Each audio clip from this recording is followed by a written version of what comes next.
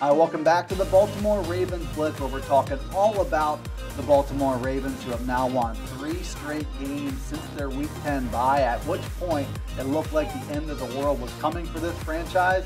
Maybe not so fast on that one. There's a stiff test ahead on the road against the Kansas City Chiefs. We'll look at that matchup in just a moment. First, I want to look back at a 26-16 win over the Atlanta Falcons last week. A good performance all around. That marks 3 straight wins, not just for the Ravens, but with Lamar Jackson, their rookie quarterback, under center.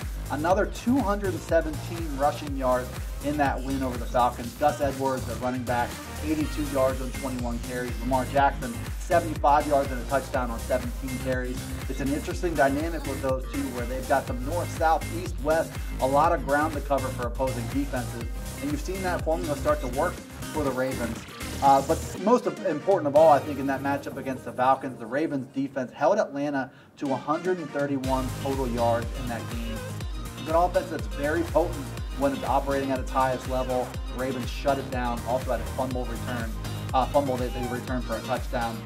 So now going into Week 14, the big question is, who's the best quarterback that's going to take this team toward and maybe through the playoffs? Is it Lamar Jackson, who's 3-0 now as a starter, or is it Joe Flacco, who's starting to get near game health with that hip injury that's kept him out for the past few weeks? Flacco, clearly the better, more experienced, more trustworthy passer, but Jackson has had a lot of success, and he's helped ignite this Ravens rushing attack. I'm not sure what John Harbaugh believes is the best decision to make. He hasn't made that decision yet. He did say Lamar Jackson absolutely has done enough to warrant starting consideration moving forward. I think maybe week to week you're looking at the situation. As long as Lamar Jackson keeps winning, as long as this offense keeps scoring points, it might be hard to get Joe Flacco back in that lineup. We'll start to find out more a little bit later in the week as it pertains to the Kansas City Chiefs. It's a situation worth watching, and the high-flying Chiefs, they're going to need to score some points this Sunday afternoon. So the Ravens, as of midweek, a 7-point underdog on the road against the top team in the AFC, the Kansas City Chiefs. 10-2, an explosive attack. It's a franchise, though, that has gone through quite a bit over the past week or so. They had to release running back Kareem Hunt when video surfaced of him shoving and kicking a woman surfaced. It was a stunning chain of events. They released him on the spot. It was the NFL rushing leader from last season when he was a rookie, so it's a big blow to this offense. The Chiefs still went out last week and scored 40 points in a 40-33 win over the Oakland Raiders. Patrick Mahomes, 295 yards and 4 touchdowns in that game. Also led the team, if this is any indication moving forward, with 52 rushing yards. Spencer Ware was the new running back to watch in that game.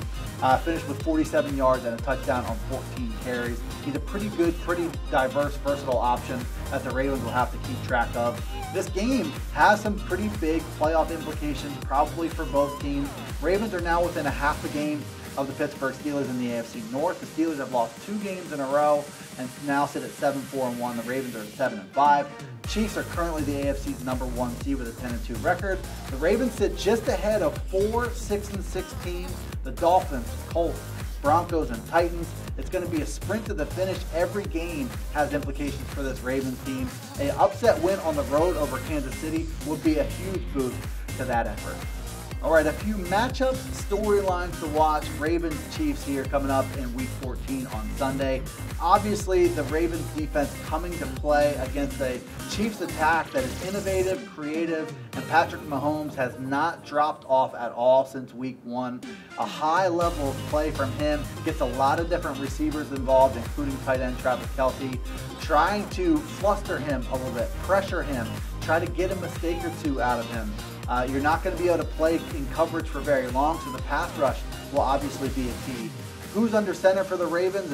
At this point in time, looks like Lamar Jackson will be the guy. How that dynamic evolves and changes, even if it's not this week, will be a storyline to watch through the remainder of the season.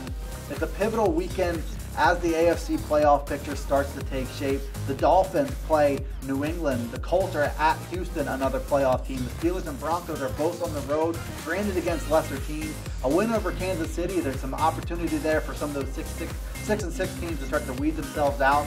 How that all comes together in the playoff picture is worth watching as well. Aaron Kazanis, PennLive beat reporter, joins us now to give us his lowdown on the Ravens and Chiefs matchup and a prediction for that game. Yeah, the Ravens need to win this game to stay ahead in the wild card race, but the Chiefs have the top scoring offense led by quarterback Patrick Mahomes, and coach Andy Reid has devised some unique schemes that have the Chiefs scoring at a clip that averaging 37 points a game. Meanwhile, the Ravens have the top-ranked defense in the league, and yes, the Ravens have questions at quarterback. Lamar Jackson's 3-0. The rookie veteran Joe Flacco might be able to come back this week, so we'll see who plays quarterback there.